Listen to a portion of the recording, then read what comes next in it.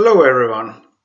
Today we're going to be having a look at the management of time history files in ASCII format in FatiStat.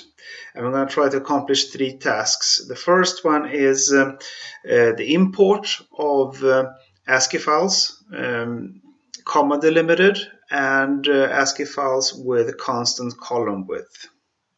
Second, we are going to look at the management of channels within time histories. So the splitting out of various channels, the recombination of various channels into new time histories, sorry, and also the renaming of channel names in time histories. Thirdly, we're going to look at the export and import of the native ASCII time history format in FatiStat. So let's first have a look at the two files we're going to be importing here. This is the first one, and it is a comma delimited file format. It consists of two sections. The first section here is what we might call a header. It contains no numerical data or nothing regarding the various data channels. Then down here comes all the data channels. And we can see here that in the beginning we have a couple of special data channels. So we have a 1 here, a 2 here, and a 3 here, and that's got to be just some sort of a sample numbering. And then we have what looks like a simple time increment or a time channel here, after which we have all the data channels, and I think it's 18 data channels in this one.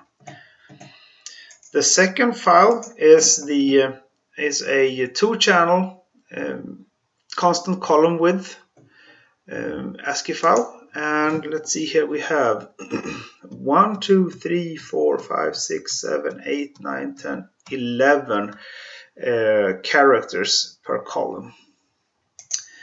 So let's start by importing the comma delimited file.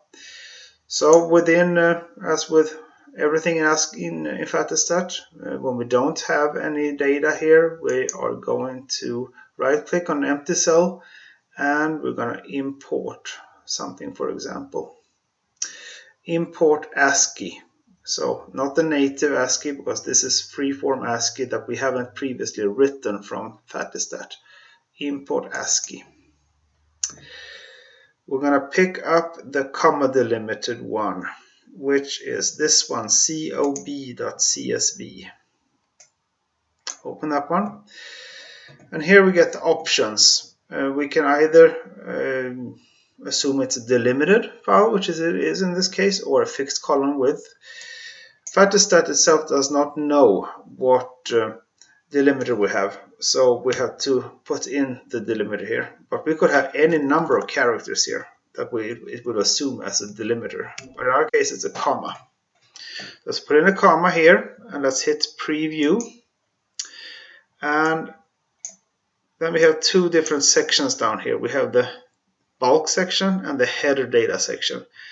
And we haven't said that there is any header data in this one, so it assumes that everything is bulk.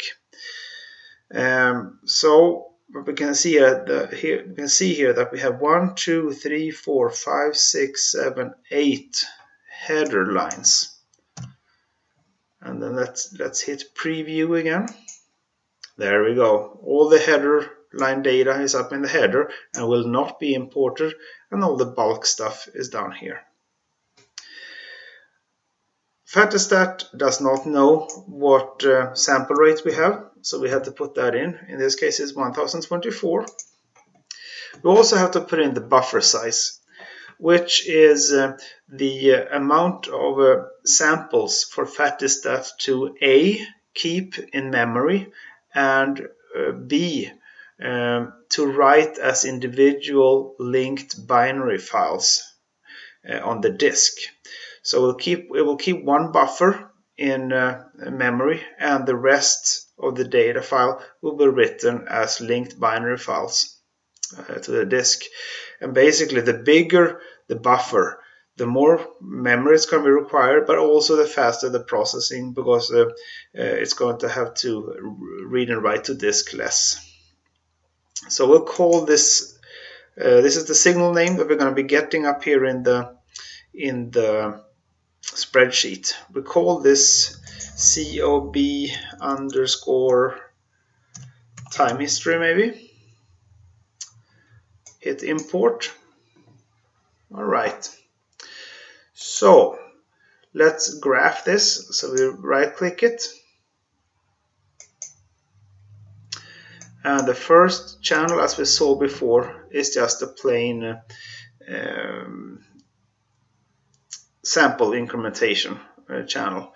So let's look at the three first channels. We'll add a slot here with the second channel, and we'll add a slot with the third channel.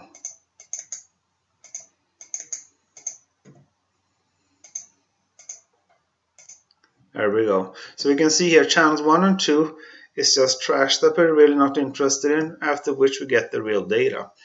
So what we're going to do here now is we're going to try to toss this and create a new time history within FatiStat that only has the proper data in it. And we'll do that by two different ways. The first way I'm going to show here is not maybe the one with the best end result, but it has some decent applications in other cases. So we're just going to have a brief look at it.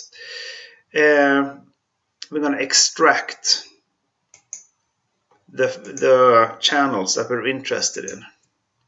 So all but channels 1 or 2. And this, what we see here, is actually not the channel numbers.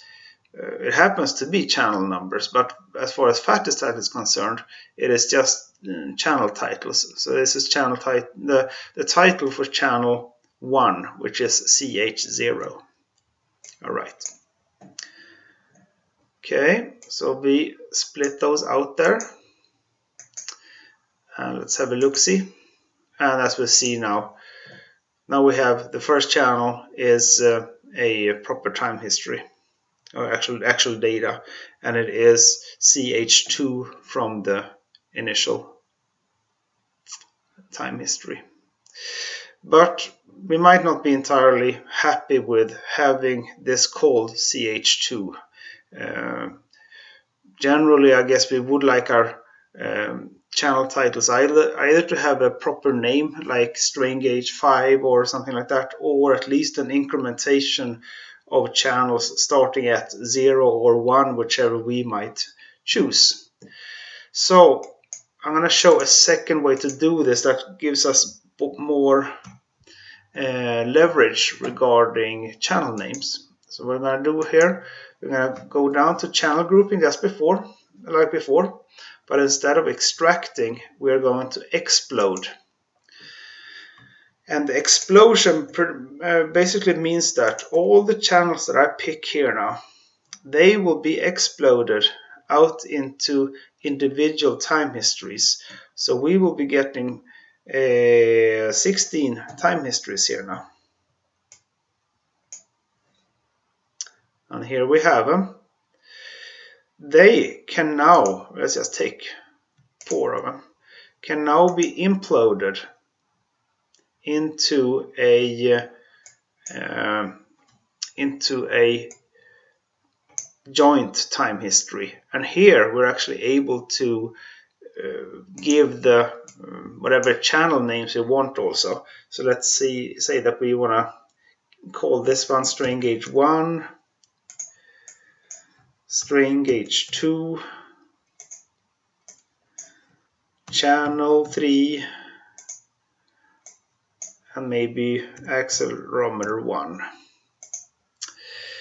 We are also able to move channels up and down here. If we're not happy with having the accelerometer 1 down here, we could move it up to the top. There we go. We'll call this one 4-channel time history. No, call it COB 4-channel.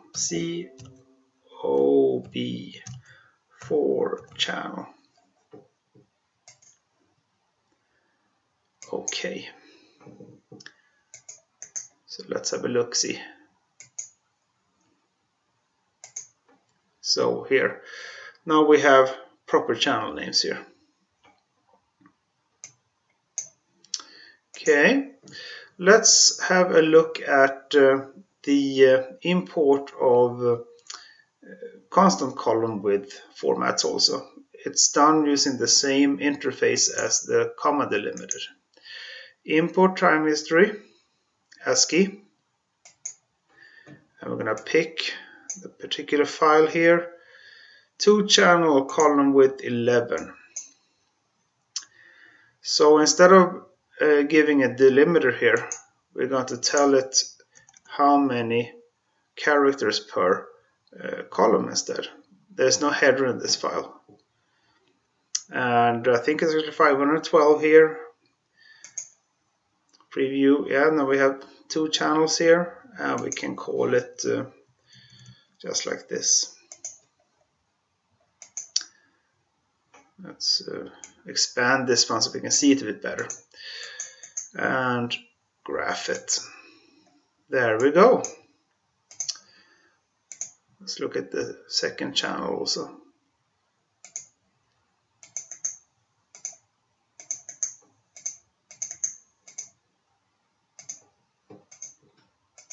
All right, there we have that. Now, so we have looked at the import of ASCII files. Let's have a look, and we have also looked at the renaming of channels, the management of channels into individual time histories, and then the implosion to joint time histories again. Let's have a brief look at the export and import of the native ASCII FatiStat format also. So let's take this one here and export that one as native ASCII. So export to file, of course. Export native ASCII. Okay, call this one .th.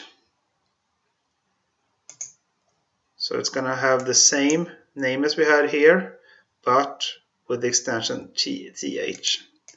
I will put that one in the same spot where we were working before.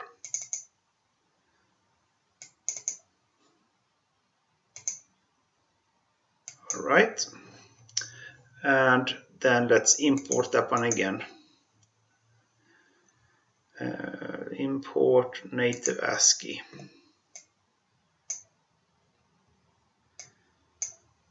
.th, that's the one. That's one that we imported before, and that's the one that we exported as native. Open. As we saw here now, we weren't forced to specify any column widths or anything like that. It recognizes that, and we neither had to specify buffer size or sample rate. That was all written when we wrote the native ASCII. And we can see that by right-clicking here, edit parameters, and then we see here that we have the sample rate of 512 already. All right, well, I hope that this has been useful, and more to come in later videos. Thank you, everyone.